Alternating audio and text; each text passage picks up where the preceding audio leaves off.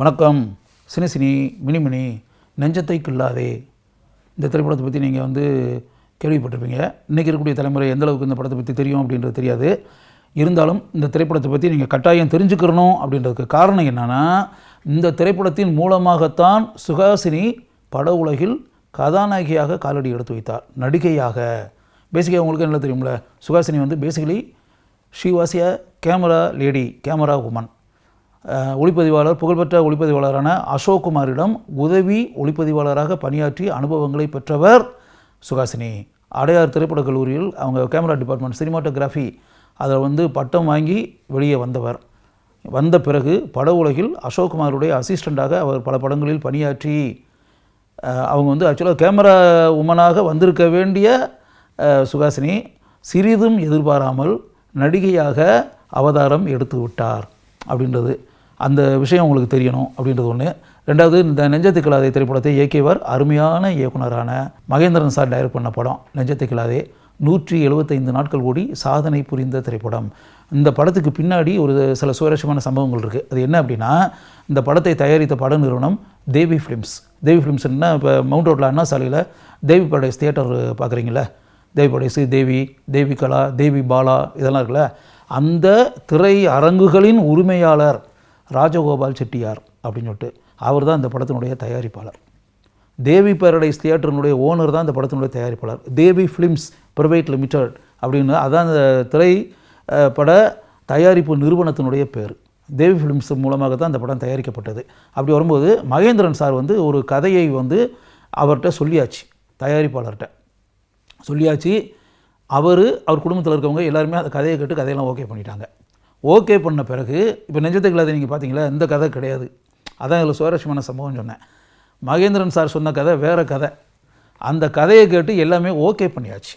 Okay பண்ணிவிட்டு Mahendran sir இப்போ கதாநாயகி தேர்வு அப்படிங்கும்போது மும்பைக்கு போய் அங்கே போய் ஏதோ ஒரு கதாநாயகியை புதுமுகம் யாரையாவது தேர்ந்தெடுத்து அப்படின்ற மாதிரி வருவோம் அப்படின்ற மாதிரி சொல்லிட்டு மகேந்திரன் சார் மும்பைக்கு போகிறாரு. மகேந்திரன் சார் கூட கௌரி சங்கர் அப்படின்னு சொல்லிட்டு இந்த நிறுவனத்தின் சார்பாக தயாரிப்பு மேற்பார்வை, தயாரிப்பாளர்கள் பக்கத்திலேருந்து தயாரிப்பாளர் சார்பாக கௌரி சங்கர்னு ஒருத்தர் அவங்க நிறுவனத்தில் இருக்கக்கூடிய ஒருத்தர் கூட அனுப்பி வைக்கிறாங்க.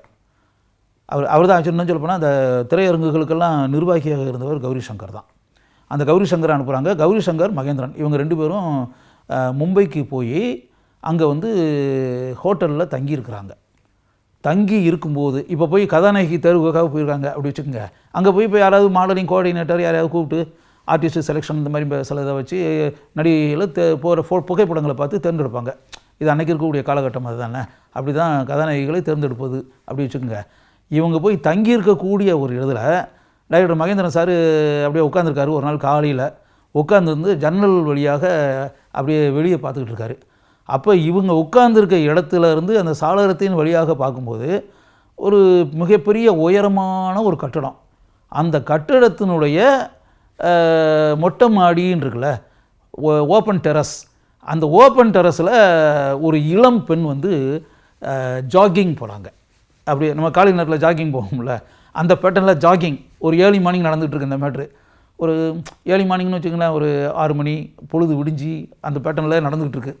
மகேந்திரன் சார் இங்கேருந்து தூரத்தில் பார்க்குறாரு, அந்த இளம்பெண்ணை பார்க்குறார். இளம்பெண் தூரத்தில் அந்த மொட்டை மாடியில் ஒரு இளம்பெண் ஜாகிங் போய்கிட்டு இருக்காங்கன்றது மட்டும் இவருக்கு தெரியுது. மனசுக்குள்ளே அவர் நினைக்கிறாரு, இந்த மாதிரி ஒரு கதாபாத்திரத்தை வைத்து ஒரு திரைப்படத்தின் கதையை உருவாக்கினால் என்ன அப்படின்ற மாதிரி மனசுக்குள்ளே நினச்சி இம்மீடியட்டாக ஒரு கதை ஃபார்ம் ஆயிடுச்சு அவருக்கு. கொஞ்ச நேரத்துலேயே, சில மணி நேரங்கள்லேயே ஒரு கதையை அப்படியே மனசுக்குள்ளே தயார் பண்ணிட்டார். தயார் பண்ணிட்டு கௌரி சங்கர்கிட்ட சொல்லி, கௌரி சங்கர் ஒரு விஷயம், நான் ஏற்கனவே ஒரு கதை சொல்லி உங்கள் தயாரிப்பாளர் ஓகே பண்ணிட்டாரு, அவர் ஃபேமிலியில் இருக்கவங்கலாம் எல்லோரும் ஓகே பண்ணிட்டாங்க. இருந்தால் கூட இப்போ ஒரு என் மனசுக்குள்ளே ஒன்று படுது. இப்போ ஒரு கதை என் மனசுக்குள்ளே திடீர்னு தோணுச்சு, இந்த கதை எப்படி இருக்குன்னு பாருங்கன்ற மாதிரி ஒரு அவுட்லைனை மட்டும் சொன்னார். அவருக்கு இது நல்லா இருக்கே, முதல்ல நீங்கள் சொன்ன கதையை விட இந்த அவுட்லைன் நல்லாயிருக்கு டைரக்டர் சார் அப்படின்ற மாதிரி அவர் சொன்னார். இல்லை அதான் யோசிக்கிறேன், இப்போ நம்ம அந்த கதை ஒரு பக்கம் இருக்கட்டும், இந்த கதையை பண்ணிடுவோமா, ஒரு சென்ட்ரல் ஃபிகராக ஒரு பெண்ணை மையமாக வைத்து அப்படி எடுத்துடலாமே, இப்படி பண்ணிட்டா நல்லாயிருக்குன்ற மாதிரி மனசுக்குள்ளே நினைக்கிறேன்.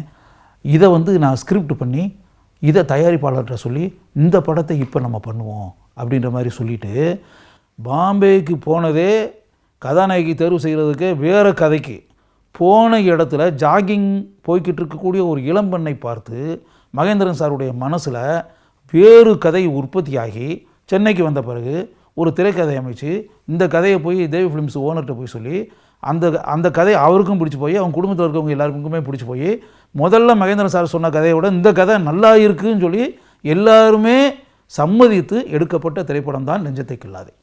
யோசிச்சு பாருங்கள், ஒரு இளம்பெண் அவள் ஏற்கனவே ஒருத்தனை காதலித்தவ, அந்த காதலித்தவனை திருமணம் செய்து கொள்ள முடியவில்லை, சந்தர்ப்ப சூழ்நிலையால் வேறு ஒரு மனிதனை திருமணம் செய்து வாழ வேண்டிய சூழ்நிலைக்கு அவள் தள்ளப்பட்டு விட்டாள்.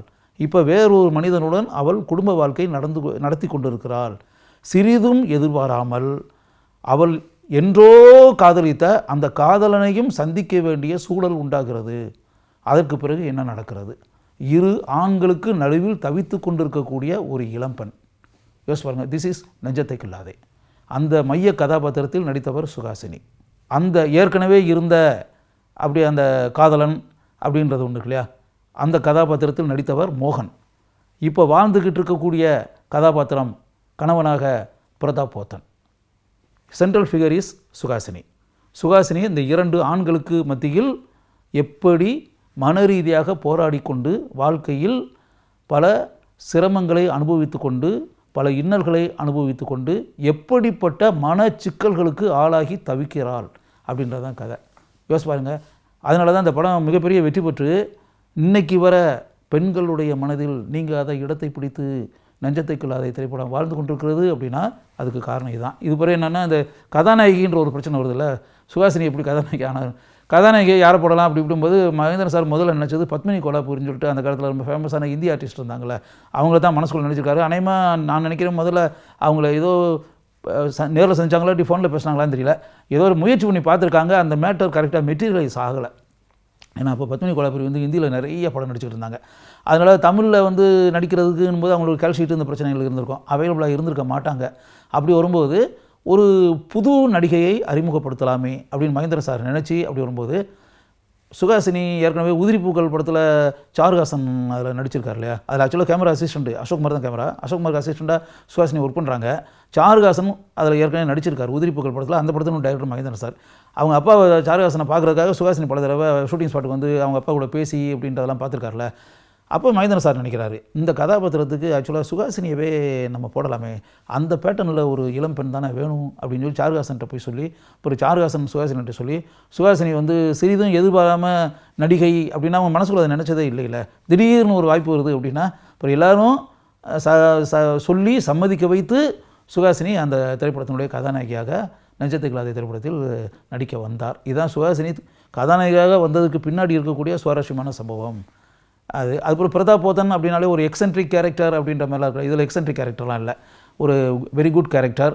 இந்த இதில் மோகனை பொறுத்தளவில் ஏற்கனவே கோகிலா பாலுமகேந்திரா டைரக்ட் பண்ண கன்னட படம் கோகிலாவில் டைரக்டர் மகேந்திரன் சார் மோகனை பார்த்துருக்கிறதுனால மோகன் கதாபாத்திரத்தில் மோகன் எந்தளவுக்கு தன்னுடைய தான் ஏற்று நடித்த கதாபாத்திரத்தில் திறமையை வெளிப்படுத்தி இருந்தார் அப்படின்றத மகேந்திர சார் பார்த்துருந்ததுனால இந்த கேரக்டருக்கு மோகனை போடலாம் அப்படின்னு. மோகன் வந்து பிரதான கதாபாத்திரத்தில் நடித்த முதல் திரைப்படம் நெஞ்சத்தை கில்லாதே அப்படின்றதான் உண்மை. இந்த படத்திற்கு இளையராஜா இசையமைப்பு, அசோக்குமார் கேமரா அப்படின்றதெல்லாம் அதெல்லாம் உங்களுக்கு தெரிஞ்ச விஷயம். இதை தாண்டி இன்னொரு விஷயம் சொல்கிறேன்.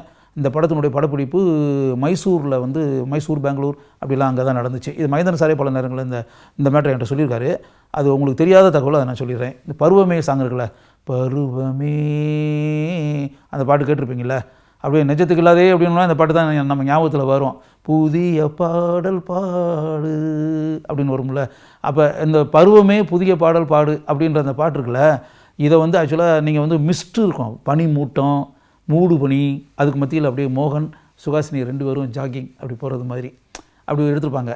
அப்போ மகேந்திரன் சார் சொன்னார், மிஸ்டர் சுரா ஒரு விஷயம் நீங்கள் ஞாபகத்தில் வச்சுங்க, நீங்கள் படம் நெஞ்சத்துக்கு இல்லாத பார்க்கும்போது நீங்கள் அந்த மிஸ்ட்டில் வந்து மூடு பண்ணி அதுக்கு மத்தியில் வந்து சுஹாசினி மோகன் அப்படியே ஜாகிங் போய் அப்படின்ற மாதிரி இதை அப்படியே ஏர்லி மார்னிங் அப்படியே பனியெல்லாம் விலகாமல் இருக்கக்கூடிய ஒரு சூழலில் இந்த பாட்டு நம்ம வந்து ரெக்கார்ட் பண்ணி பிக்சரைஸ் பண்ணுறது மாதிரி மனசுக்குள்ளே கற்பனை பண்ணி அப்படின்ற மாதிரி நீங்கள் மனசுக்குள்ளே நினச்சிப்பீங்களா அப்படின்னு. ஆமாம் சார்ண்ணே, அப்படிலாம் ஒரு கற்பனையும் கிடையாது.